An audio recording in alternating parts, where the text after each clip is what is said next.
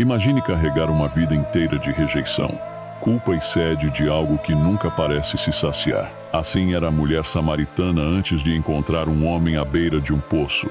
Um encontro que mudaria sua vida e sua cidade para sempre. O sol castigava a terra quando uma mulher se aproximou do poço de Jacó. Ela escolhia aquele horário porque evitava os olhares e os sussurros das outras mulheres da cidade. Seu passado a condenava, sua reputação a isolava. Mas naquele dia, um homem estava ali, um judeu, e ele falou com ela. "Dê-me um pouco de água", disse ele. Ela ficou surpresa. Judeus não falavam com samaritanos, ainda mais com uma mulher como ela. Como o Senhor, sendo judeu, pede água a mim, uma mulher samaritana? Questionou ela. Mas Jesus não se importava com regras humanas. Ele olhou em seus olhos e lhe ofereceu algo muito maior. "Se você conhecesse o dom de Deus e quem está te pedindo água, você me pediria, e eu lhe daria a água viva." Respondeu: "O Senhor não tem com o que tirar água, e o poço é fundo.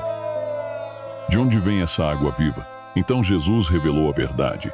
"Quem beber desta água voltará a ter sede, mas quem beber da água que eu lhe der nunca mais terá sede. Pelo contrário, essa água se torna a fonte que jorra para a vida eterna." Ela ainda não compreendia totalmente, mas sentiu algo diferente. Essa água. Quis saciar sua sede de uma vez por todas. Foi então que Jesus tocou no centro de sua dor.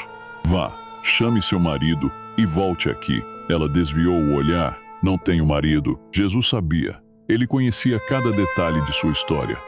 Já tivera 5 maridos e o homem com quem vivia agora não era seu marido. E ainda assim, Jesus não a condenou. Pelo contrário, revelou a ela que era o Messias esperado. A mulher que antes evitava as pessoas, largou seu cântaro e correu para a cidade. Gritava pelas ruas: "Venham ver um homem que me disse tudo o que eu já fiz. Será que ele não é o Cristo?" A cidade inteira se movimentou. Pessoas que antes a desprezavam agora a ouviam.